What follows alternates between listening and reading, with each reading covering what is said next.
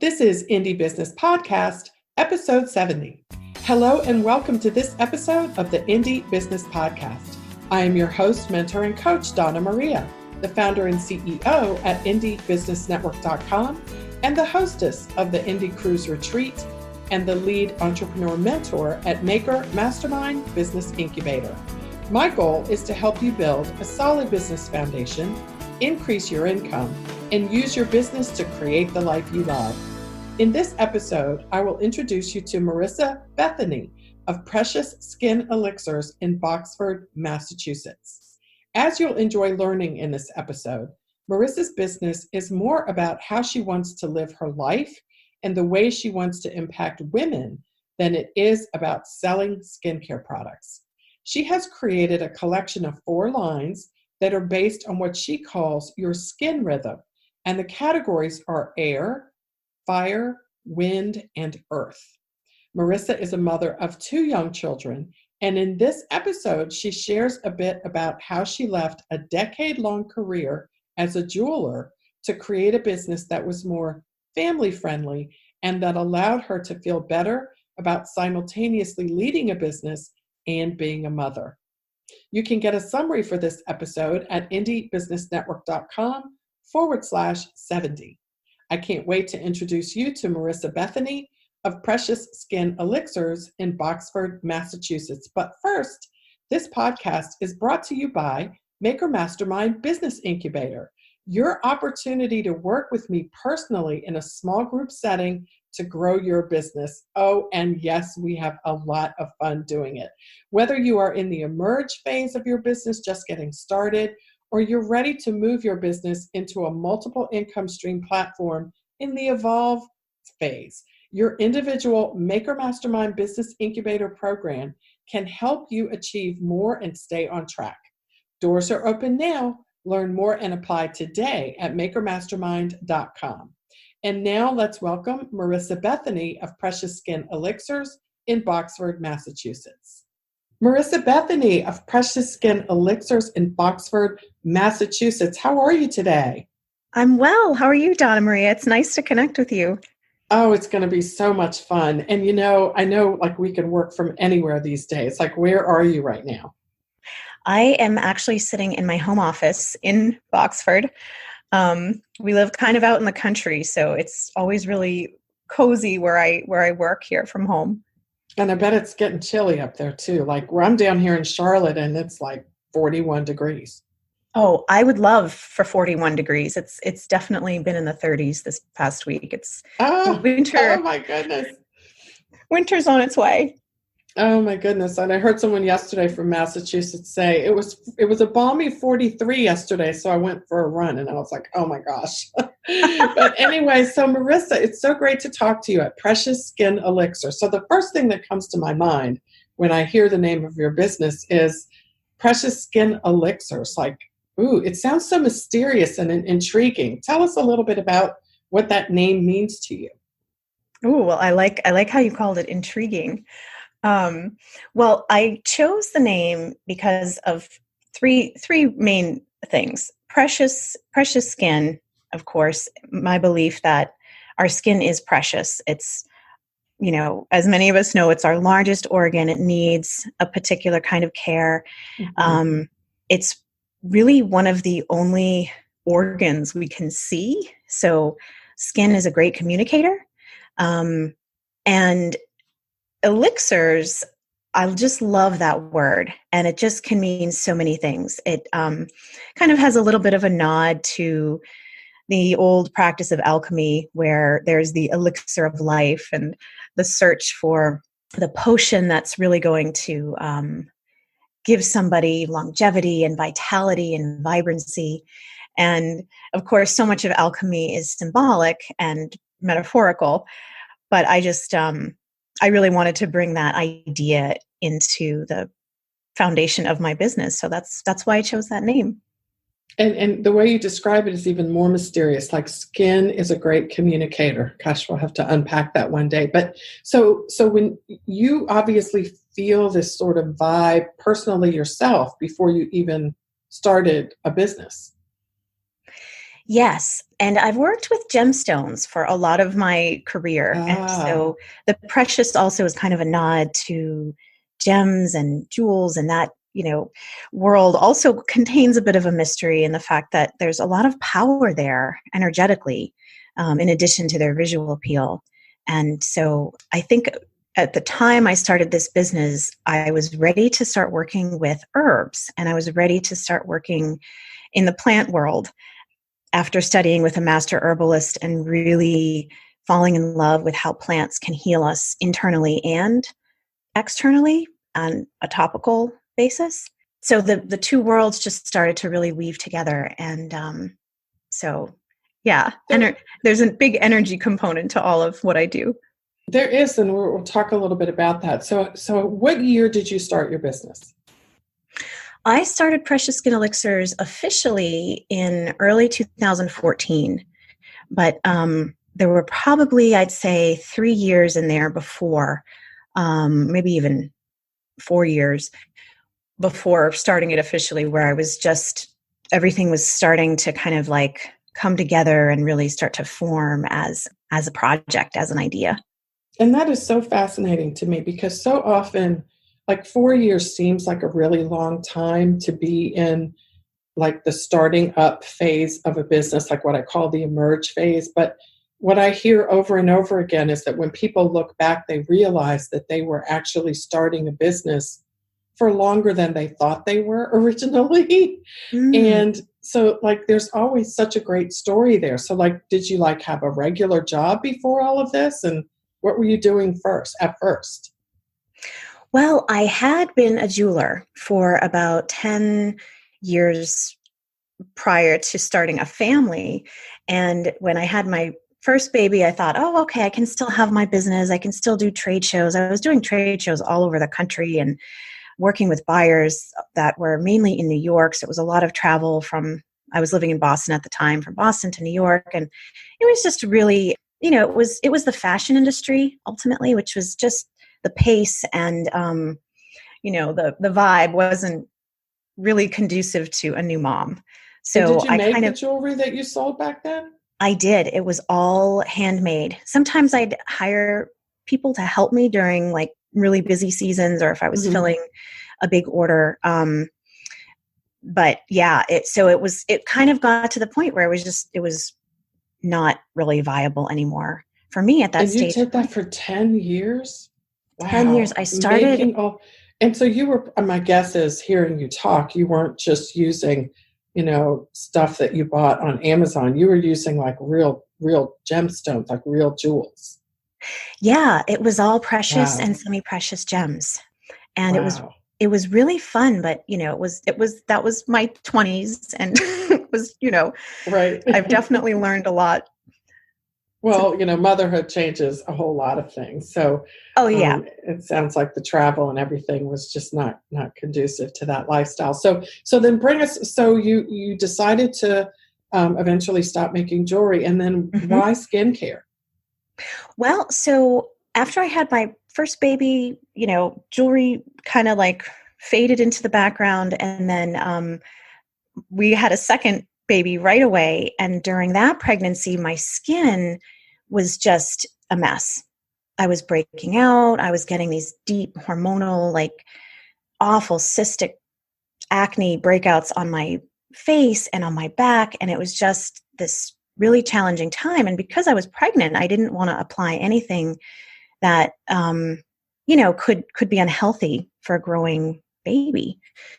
So I did some research into natural oils and a natural approach to just relieving a lot of the symptoms that I was dealing with. I didn't really understand the internal, the holistic and the energetic connection yet, but I experimented.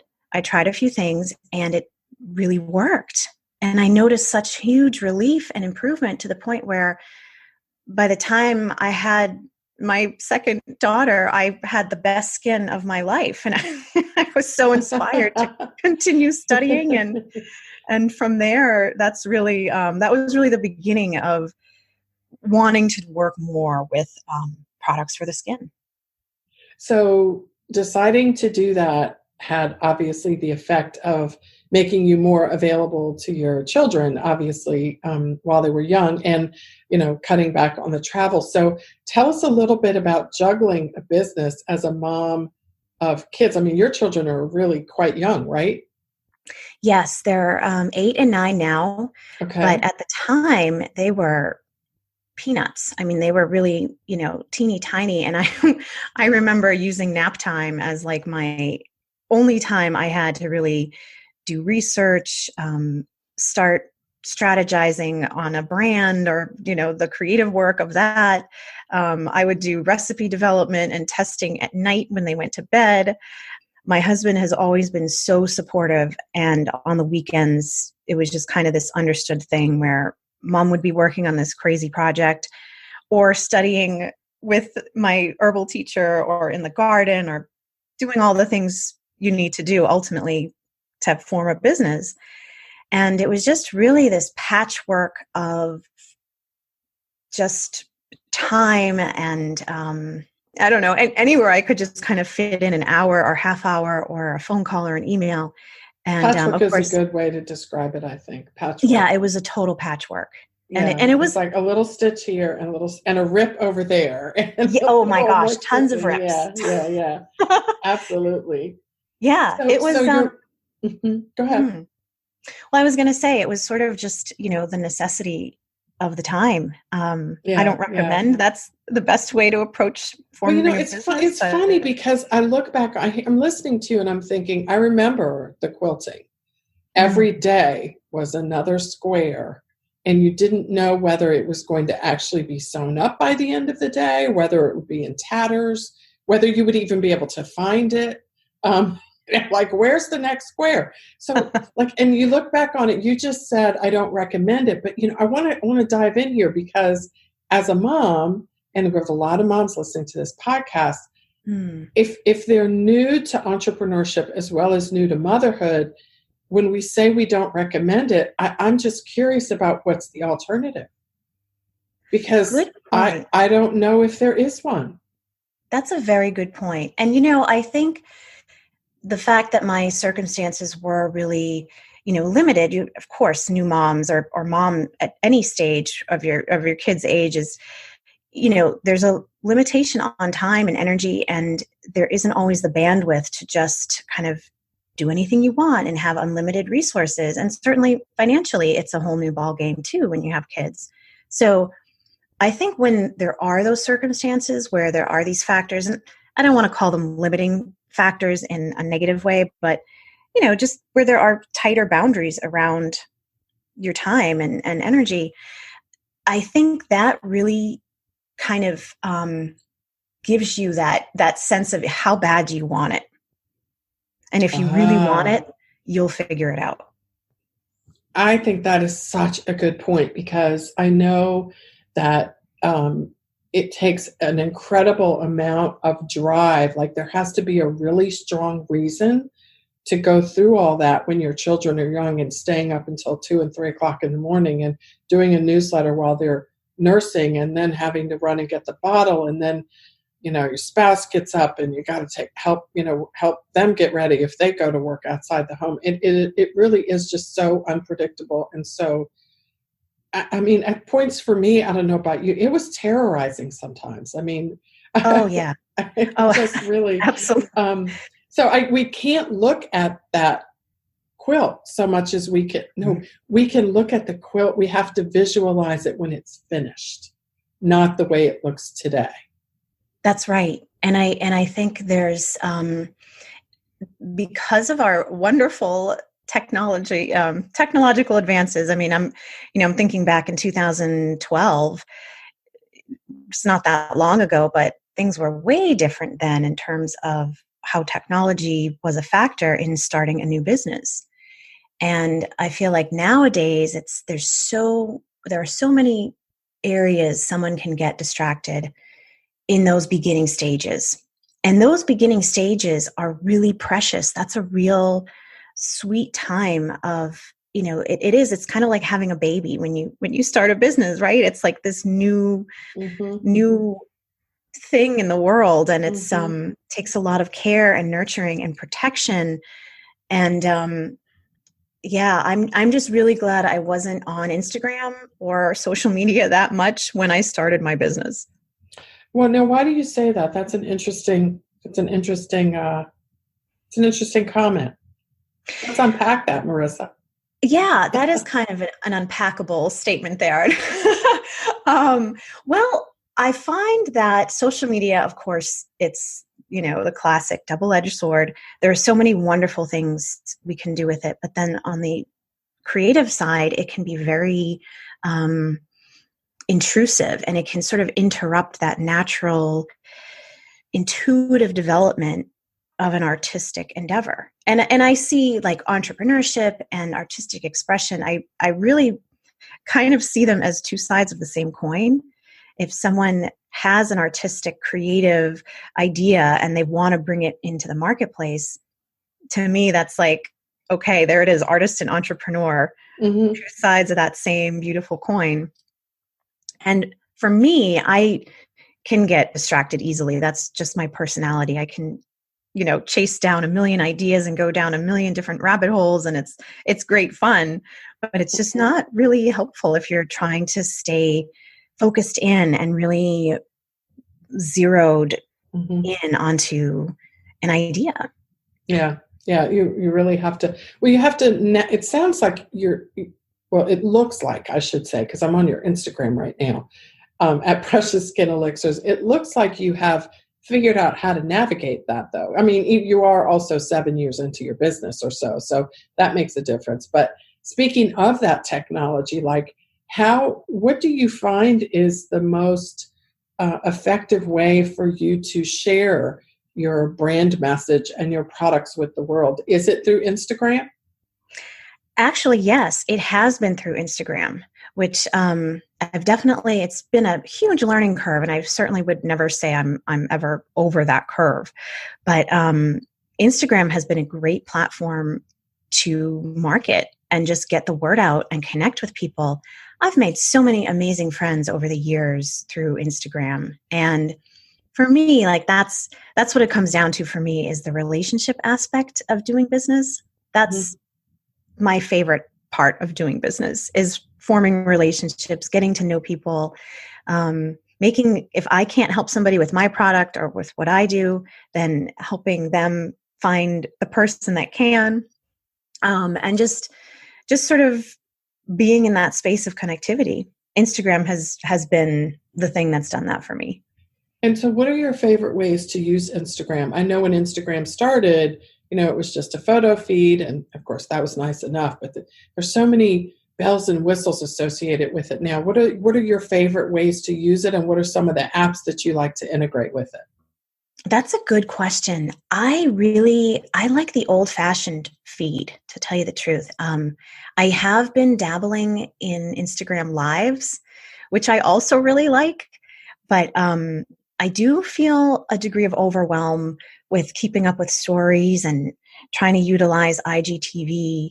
And I don't know, I've just kind of like, I've had to definitely take a break at times, where it just seems like that's because it's changing so rapidly and evolving. And of course, the algorithm is always changing, and a lot of people don't necessarily see what I publish. So I've had to just become really disciplined with my use of the platform and social media in general. Mm-hmm. And like, really when you say discipline, do you mean like Monday, Wednesday, Friday, you try to do this, and Tuesday you try to do that, and you take Saturday off? Is that what you mean? Or is it more just like when your energy, because I know for me, I'll confess, like I do love Instagram, but I feel similarly to you when I look at my Instagram feed at Donna Maria CEO right now. I haven't posted in the feed. I'm going to go actually get the date. It seems like forever. It was November the 9th. And we're recording this interview 10 days after that. Like, no feed post, but I've been using stories, and my follower count has gone up. Interesting. I mean, I don't pay attention to algorithms, but when that started happening, I was like, yay, I don't have to post in the feed anymore, because for me, the feed is harder because it has to be all dolled up, and it's supposed to be pretty. And, I just like to live my life, and I have like 1 million stories. It's like, here's what I'm doing Right. now. So excited. So Well, like, it kind of ebbs and flows though. Is that kind of what happens with you?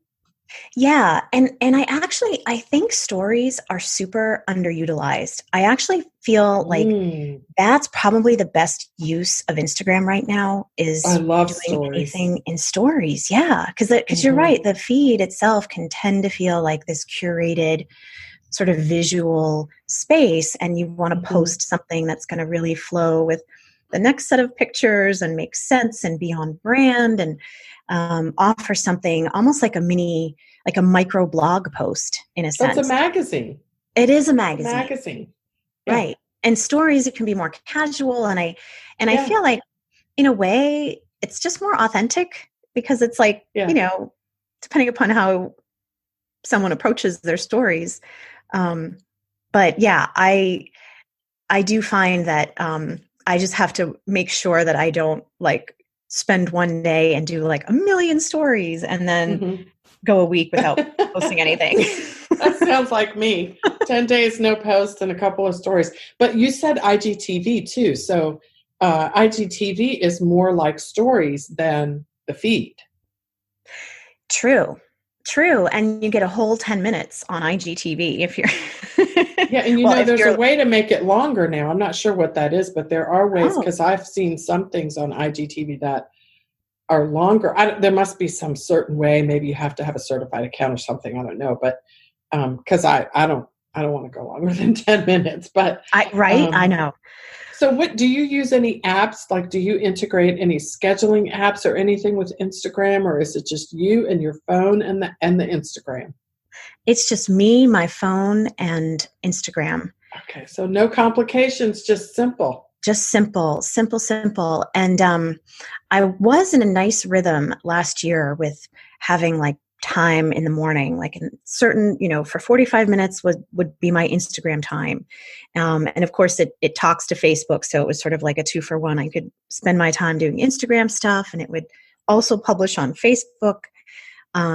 But then I found once I posted something, I'd want to check for comments and interact and answer questions. And so I haven't really figured out my Instagram plan, but it's just sort of like I just give myself little 15 minutes. I set my phone timer and I'll give myself like 15-minute blocks throughout the day just to kind of like check in, but be aware of the time so I don't end up spending 2 hours on That is so scrolling. funny because it ain't over till it's over, right? It's like you post and then you want to go back and check. And then, so I find myself having to just post and like go and say, I'm not looking. I am not looking. I can always look later because I do want to respond quickly, but we just can't do that. So Marissa, how do you sell your products? Like it's at wholesale, retail shows? How does your business model actually run? Well, I sell wholesale and retail. Back in the jewelry days, I was pretty much exclusively a wholesaler. And I really loved that way of doing business. It was great fun working with buyers and establishing long-term accounts with somebody and getting to know their business needs and also their customer through them. So I do that now with Precious Skin Elixirs. And what is kind of new is doing more retail, and that's been great fun too. Has that mainly come through Instagram? Well, Instagram, but it all ends up through my website. So I believe people are Okay. coming sometimes just through organic search, Hmm. my newsletter, Instagram, Facebook. And then there's like this like little word of mouth, like through just friends and local people that I know in town. It's always nice to get that kind of referral too.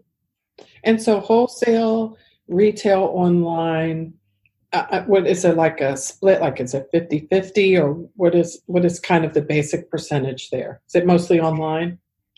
Um, I don't know. I think I actually do more, well, I don't know. It could be 50-50. Like Okay. as in terms of like, the wholesale side and the retail Hmm. side. It fluctuates throughout the year. Of course, this time of year, it's a lot more retail. And interestingly enough, in February and March, when I always imagine that's like such a slow time for retail, But that's when I do notice a spike in retail activity, which is kind of fun. Oh, okay. All that dry skin out there. So it must be all that dry skin. It's like we're done with all the dry skin. It's February. We have to do something about this. So what is your favorite? Like, do you have a favorite, wholesale, retail? Do you prefer one over the other in terms of what's required to, run the train? Well, I do love retail because I get to pack the boxes and write little fun notes and put in little treasures, little samples, and just kind of like put that final touch on the experience for somebody so that, I imagine, I hope it arrives in the same condition that I've sent it in. But that's a real joy to me to be able to just present something beautifully and take the extra time and the energy to make it special for somebody. And that seems to actually come through when I watch some of your Instagram TV shows. I see a lot of your personality kind of comes through there, and you seem to really enjoy the audience engagement as you're talking about. Like, I saw one recently where you were, and this is a good question too, because so often as artisans and indies, we're a little camera shy, like we don't want to do it. And it's all about the products, but we know it's really not. And when people want to buy things from people, they feel like they can know. That's why stories are so great, because people see you. They don't just see the curated fancy feed. But when you do your TV shows, I'm like, wow, like she's so personable and really into, like, she's rubbing this stuff all over her face and telling us how it feels. And I remember at one point you were doing the little thing and you said, okay, so you have to put a warm cloth over your face after you do this. So you put this towel over your face and you kept talking. And so we were looking at you with this towel over your face, like all we could see was like a mask. And you were just going on about how great it felt. I was like, she is really into this. So when you talk to people in that way, like, what are your best tips to offer others who think that, relating to people on video might be something I want to do in my business, but I just don't feel like I can do it. I can wing it. Will people care? Will they just go, oh my gosh, I'm unfollowing. It's so boring. I mean, how did you get past all of those, that self-talk that would have prevented you from doing it? Good question. Great question. Ultimately, I just had to do it, which sounds so like cliche, right? Like everyone says, just do it. You just have to break through. Just go ahead and do it. And honestly, well, it all started about a year ago because I wanted a new phone. I wanted a new iPhone, and the iPhone X had just come out. And I thought, oh, okay, that has a great camera. That would be really useful for Instagram posts to take pictures. I want that phone. That's what I want. But of course, it was $1,200. And I thought, all right, I should probably save that or invest that money into a laptop or something that's going to be a lot more, maybe go a lot farther in my business. But I just wanted that darn phone. So I made a promise to myself that the week I got the phone, I would do an Instagram live. And this was October of 2018. And Instagram, I think, had kind of just rolled out their live function. Uh-huh. So I remember getting the phone and I was all excited, shiny new toy, right? But also remembering no the promise. Fingerprints, don't touch right? my phone. Right. Brand exactly. new. And I propped it up on my bathroom, I don't know, I probably piled 5 tissue boxes up to get the phone high enough. And I hit the Instagram thing and I hit the live button and I didn't realize I was live for the first 10 seconds or something. So there I was sniffling and looking around and tying my hair back. And then I saw somebody pop on. And I realized, there's people here. Oh, there's people watching me. And so I was, well, now I'm committed. I realized, now I can't go anywhere now. Exactly. That was the key. You're in it and you kind of have to go with it and you kind of just have to rise to the occasion. I remember I had my nightgown on, not thinking like, hello, people are going to see you. And it was a little low cut. And I was just Oh my goodness. And felt it's like a funny hot because you're mess. like, okay, I'm going to buy this $1,000 phone. I'm going to, and I would have been like, and you know what? I'm going to sell $1,000 worth of products today. Right. So I can pay for this phone.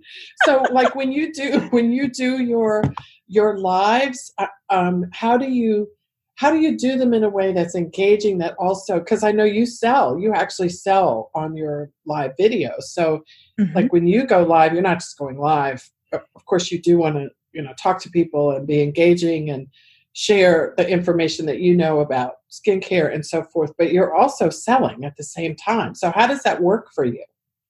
Well, it's a fun way. It just feels really natural to me to be using the product. And it sort of is a way of like showing it without being super, literal about like, hey, you can buy this, or you can, go to my website. I just like talking about it. And I find that when I'm using it, I naturally start to explore how it works and what it smells like, what it feels like, how it performs, and, my own stories about how maybe it got its name, or who could really benefit from this particular product that I'm using. And so that to me, the lives just feel really natural, as if I'm like talking to a girlfriend and we're hanging out and we're just like, drinking tea and putting on face masks. Like a slumber party on Instagram. Yeah, exactly. Exactly. So do you find that when people come, they will ask questions and then go to your website and buy what you're using? Yes, which I love it. Yeah, that has been wonderful, because then I feel like somebody's like really interested, genuinely interested. And then oftentimes I'll get some direct messages after a live from people saying, hey, I'm on your site. Was this the thing that you were using? Like, do you think this would be good for my skin? And sometimes I'll just have like, back and forth several times with somebody to help somebody figure out what's going to work for them. And it's just a really fun way to guide people through the process. So what is, Marissa, the hardest, most challenging part about maintaining and leading your business? And how do you overcome whatever that challenge is? Well, for me, the hardest part is staying on task. The hardest part for me is staying focused and disciplined in the, execution aspect of things. As a one-woman show, there, as we wear so many hats, right? And I'm definitely we wear all the hats. All the hats, absolutely. And then hats we don't even know exist yet. We end up wearing, Ooh, right? a new hat. I got to put that one on. Exactly. So that's probably my challenge. I work from home, and my work studio, I call it the apothecary. That's also a private studio within my home. And so, there's sort of the kind of like that energetic switch has to happen between here I am, I'm working, and then, okay, now I'm home. It's sort of like, that's been a challenge to really, say, okay, it's not time to work, it's time to be home, or hey, it's time to work, it's not time to be home. Well, now how do you juggle that? Like this is a huge challenge. It's like how do you juggle that? Like, do you have a schedule? Like, do you have I remember one conversation I had with a woman who I was so impressed with. She had 4 children. She was homeschooling them. She had a business that was built completely on wholesale, and all she sold was lotion bars in different molds. She would put them in different molds, so she had like a collection. And I asked her once, like, how do you do this? Like, she did trade shows, and she had a really, really good business. And she said, well, I only clean my house on Tuesdays. I was like, oh, like I only do laundry on Thursdays. And I was like, oh my gosh, like that's the secret. The secret is time blocking, right? And of course I tried it and I wasn't as good as her, but what is your method of approaching that? Like as a mom and an entrepreneur and a wife, And like a woman with, you have a personal life yourself. Sure. How do you integrate all of those aspects together? And how would you encourage others to do the same? Well, I think in terms of batching what needs to happen, and I guess that could be similar to time blocking, but in terms of Mm-hmm. like cleaning the house, yeah, I only do laundry on Fridays, Saturdays, and Sundays. Like I will not touch that machine during the week because I can't. It'll become a never ending thing. And my girls, I've kind of gotten them into their routine helping with that task. So Mm-hmm. that's kind of, I mean, goodness knows what their childhood memories are going to be like of their weekends were filled with laundry. And but there's worse things that can happen. There are worse things. Yeah. But it is a challenge to sort of, I think as women, we don't naturally compartmentalize our lives.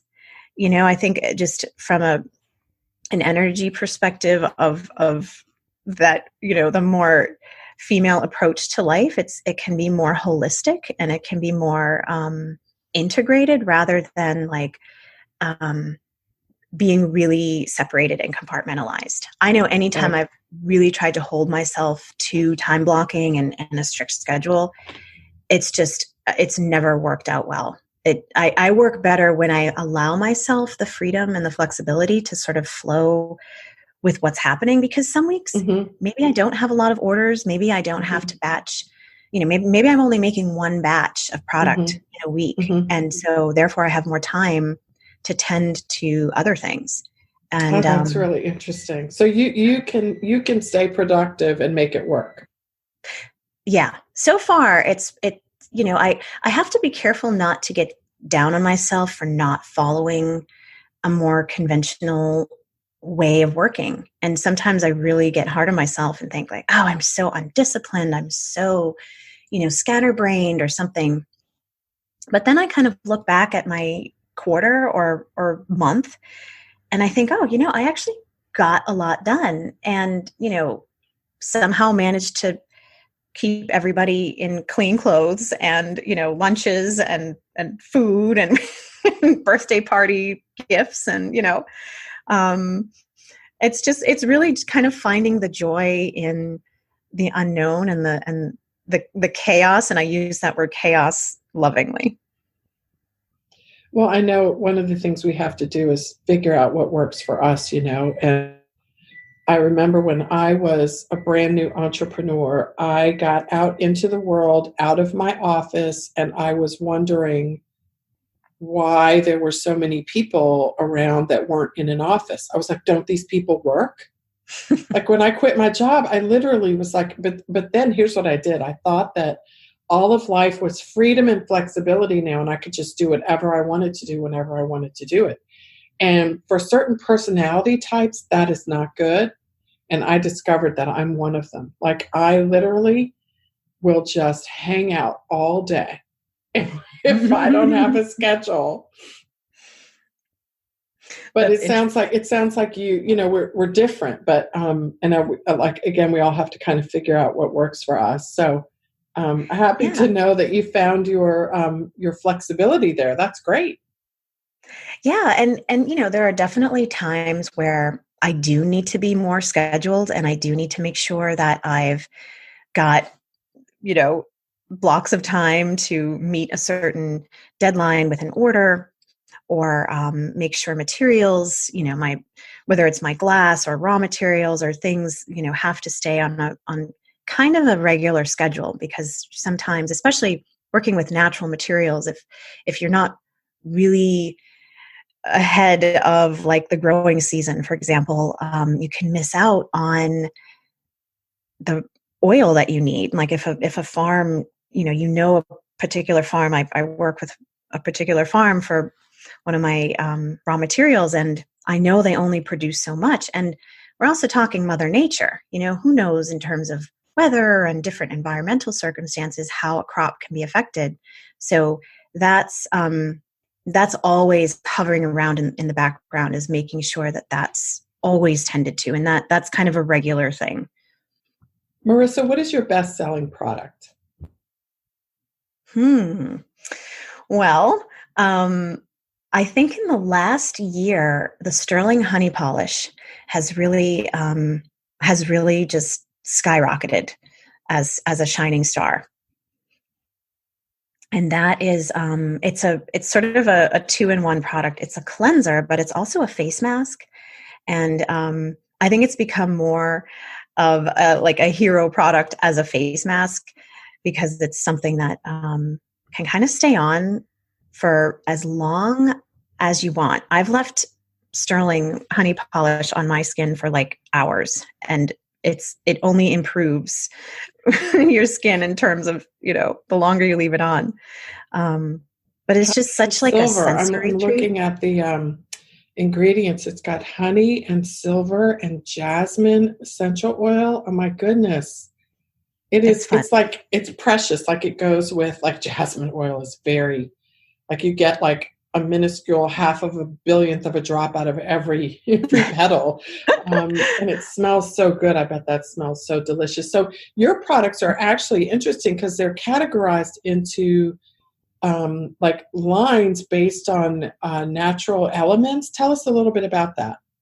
Oh, do you mean like the different rituals? Yeah, like you have air, earth, Okay. water, and what's the other one? I can't remember. Fire. Yeah. Yeah. It always makes me want to sing when I hear earth, wind, I know. but I digress. So these are like different sorts of lines or different collections, right? For different personality types, sort of. Well, I see skincare as sort of this kind of this intuitive process that will shift and flow through someone's needs. That could be through seasonal shifts or emotional shifts, or just all the different fluctuations that happen in life, internally and externally. And so I really see skincare, the approach to skincare, as a rhythm. So I call these 4 different things skin rhythm rituals.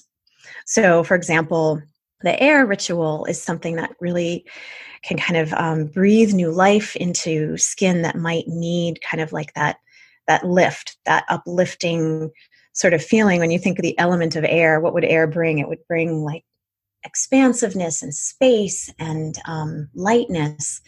So I really enjoy working with the elements in that regard, because they're so powerful. They're the elements. So creative. Like, it's so creative that you put these elements together. Like, you have the element of the natural environment, in terms of like air, water, like a physical element.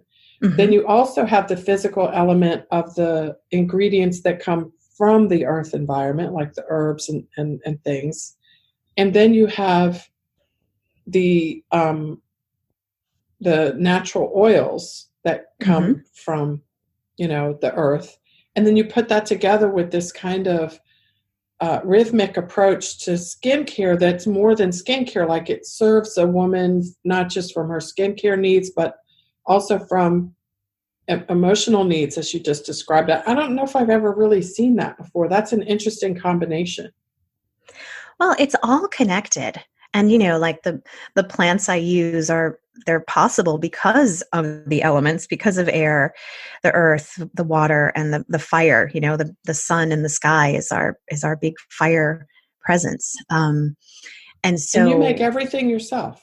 I do. Yeah. And that's a real important aspect, is that it's artisan. It's, I just feel such a connection to the process. And I think early on I had these visions of growing a business really quickly and hitting mainstream and, being like, at a particular level of volume and all of that stuff. And I'm actually really glad it didn't go that way. I was speaking with 2 major luxury retailers kind of early on. And, I had worked with big luxury retailers from my jewelry days. So I kind of had a sense of how those relationships work and how to navigate those relationships. So I wasn't really like nervous in terms of working with them, but in terms of what that would have meant for the integrity of the brand, I'm just really glad it didn't work out. I'm very content staying small. And that may sound really counterintuitive for an entrepreneur to say, but from the way I see things, it's that artist entrepreneur, right? The two sides of the same coin. And for me, both energies, both like archetypes, I guess, if you want to think of them as archetypes, both archetypes within me have to feel right about what I'm doing. And again, that's kind of unconventional in terms of the business world, but yeah. Well, actually, so I think maybe it's becoming more and more conventional, actually. true. I hear what you're saying. It sounds like you have chosen to really, really pay attention to what you want from a lifestyle perspective and not just from a business perspective where the finances are concerned. Absolutely. Absolutely. I really feel this is a heart work, what I'm doing. It's a heart and soul thing. And, to me, it's way more gratifying to know and to see people who are benefiting from what I'm doing than to just kind of, see a bunch of money piling up in my bank account. That's important too, because, that's a resource. Money is energy, right? So yes, you we need do that need energy. We to do keep need living. a certain amount of it to pile up, please. Yes, thank you. Absolutely. But I know what you mean, though. It's just like there's so much. I think, 20 years ago, well, I started my business 20 years ago, so maybe I'll say 30 years ago, you couldn't really assess your lifestyle in this way because the internet has opened up opportunities that give us more ways to assess our lifestyles. Like we couldn't do it back then. And even 20 years ago when I started, I mean, you talked about the technology having advanced since 5 years. Like when I started, there was no social media at all. Not a single piece of social media. I mean, there was MySpace, which to me was no social media because I really didn't use it. Mm-hmm. And so there were a lot fewer distractions, which was actually a good thing. But I know what you mean by, like, as time has gone by and the economy has done what it's done and there's more people, freelancing, for lack of a better word, that you can really build a life around your lifestyle, build an income program, so to speak, around your desired lifestyle, as opposed to the other way around, which is kind of the way it used to be. Like you used to have to find a job and then set up your life around it. Right. And I love that we don't have to do that. Yeah. And like the gatekeepers are kind of not, guarding the access that creatives and entrepreneurs and artists that, that sort of idea where there are very few people who are able to kind of grant you access to being in the marketplace or having a voice where people are going to see you and know the work that you're doing. That's really changed with social media, and that's exciting. It is exciting. Oh my gosh, it is exciting. So as we talk about the way things were and the way things are, let's talk a little bit, Marissa, as we close out, about the way things are going to be. What are your plans for Precious Skin Elixir over the next 5 or so years? Well, I really feel like, interestingly enough, I think I've been so focused on like my long-term vision of bringing, creating a company that's going to have this big humanitarian piece, that's going to really do hopefully some nonprofit work in the future, and also really focus on niche needs of communities, whether that's my physical local community or other communities that just have unique needs. I think these broader sweeping charities and organizations are amazing and they're wonderful, but there's also a real need for some real kind of dialed in tending to our communities. And whatever that looks like, who knows? There's a myriad of ways that communities need things that can help them thrive. Mm-hmm. And so, so I feel like it doesn't always have to be a big, huge machine that makes that work, that delivers that kind of benefit to a community. Right. It could be something as simple as, having a local meditation group, or fundraising for a very specific need that maybe a particular community has, and not a lot of other communities in the area have that same need. Mm-hmm. But I think, in the 5-year term, who knows how long that will take to sort of reach that level of being able to affect communities. But in the short term, which to me, short term is kind of like 5 years, which well, it kind of is, yeah. Right. Yeah. It doesn't always appeal to my Aries nature. I want 5 years to happen yesterday. Right. But I think that's also the entrepreneurial part of you too. It's like, right. We have these visions. It's like, can't this happen now? Like, can it happen right now? Right. No, let's not put the cart before the horse. But it sounds like you have, created a vehicle that's actually like laying a platform for some of the things that you want to do in the future. And while your children are young, you can generate income doing something that you love, while you also continue to have the flexibility to be with them, because, they're young. So that's important too. Yes. And I believe now it's really learning how to drive this vehicle and navigate it.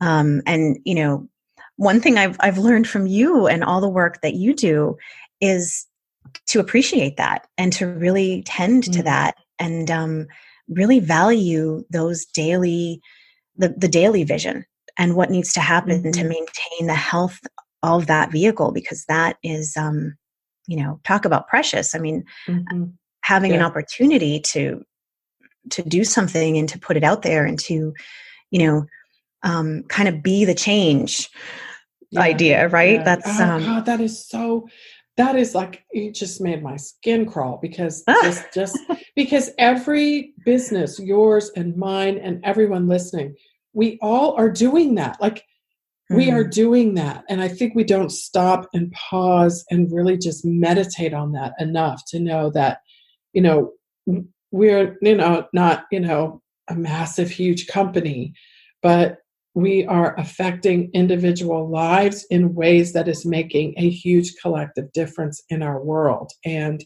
no one can do that like an entrepreneur who is running a business from their heart. It's just not possible.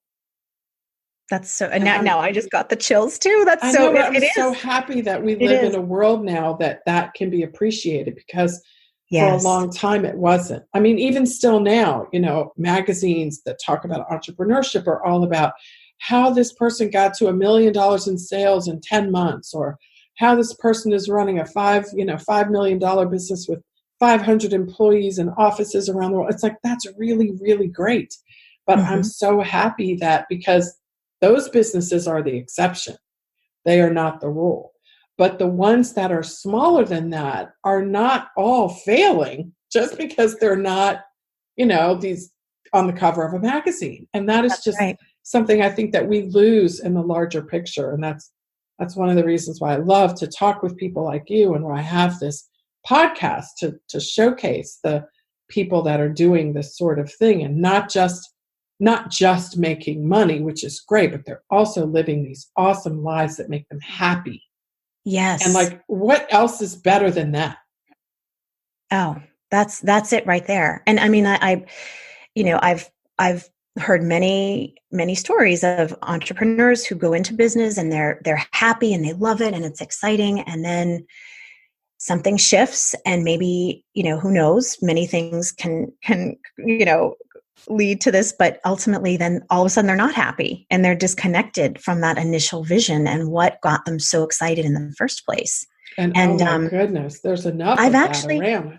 Yeah. And I've actually look at, I've seen some entrepreneurs scale back from sort of that mainstream, trajectory where they're like, hey, you know what? I'm going to backslide down into that long tail. When you think of a bell curve, right? Like, let's backslide. Let's go back down into that long tail and live there, where typically there is enough revenue being generated, and it's maybe a balancing point. Everyone's different, of course, but I think the most important thing is that, like you said earlier, if an entrepreneur, if someone is happy, if someone is feeling like their business is also working for them, then that's really the key. That is such the key. And of course, like you talked about, some people are sliding back into the long tail. You look at some of these really large companies today, the people who founded them are being forced to slide back because, they've taken on so much debt, and maybe they've, had a lot of investments and they haven't handled them well. And they've just, we can look at some companies where the CEOs have just completely lost sight of life. I'm not going to say any names or wait till the podcast is over, but they've just taken their businesses and turned them into these little toys that make their lives happy but don't serve any other people, and at least not consistently and not well, because they're in the news for all these awful things that they've allowed to happen inside their companies. And the scale that we're talking about is a different kind of scale. And I talk about, scale. I define scale differently from the way a lot of other people do. And it sounds like you do as well. Like, I have scaled, but I have not scaled the way the world thinks of scale. And I don't want to scale like that. So, and they're so joyful about that and so free about that, because you never want your business to become the handcuffs on your wrists, Well, and I think it's important to really connect the personal vision, of what an individual wants to do. What do they want, to put out there into the world? It's important to connect that vision to the big vision, like the collective dream.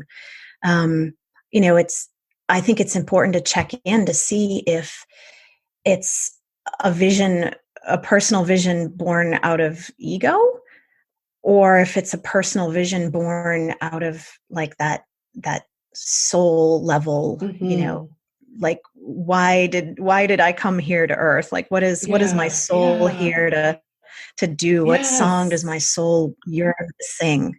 Yes. And how is my business reflecting that?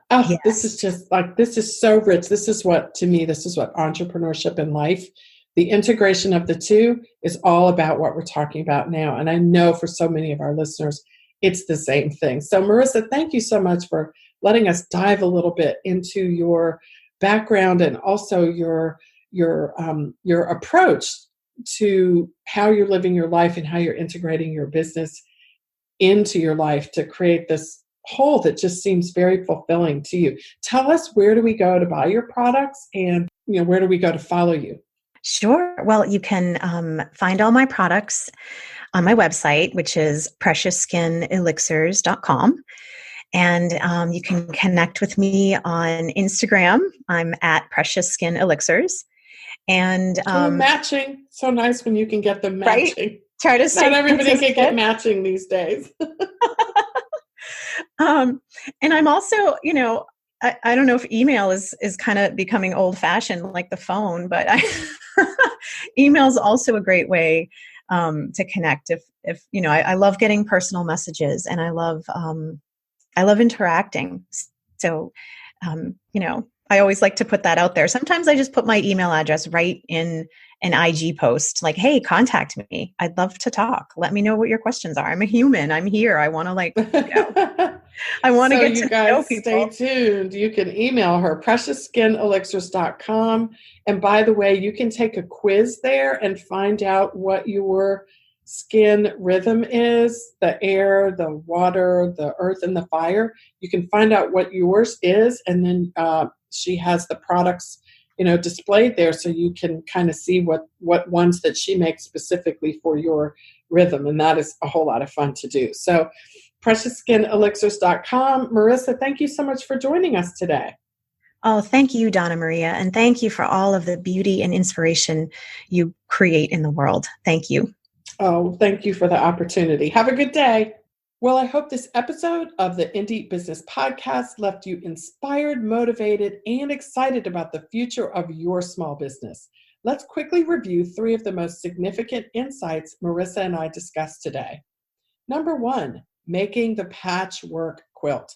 Marissa talked about how, as a mom with a business, she has to piece things together and that there really is no other choice than but to do that. This is a great encouragement for other mom business owners out there, maybe even you, who are thinking that the lack of neatness of it all is somehow not normal. It is normal, especially when you have children, and Marissa reminds us that that is okay. Number 2, using Instagram video to connect with buyers.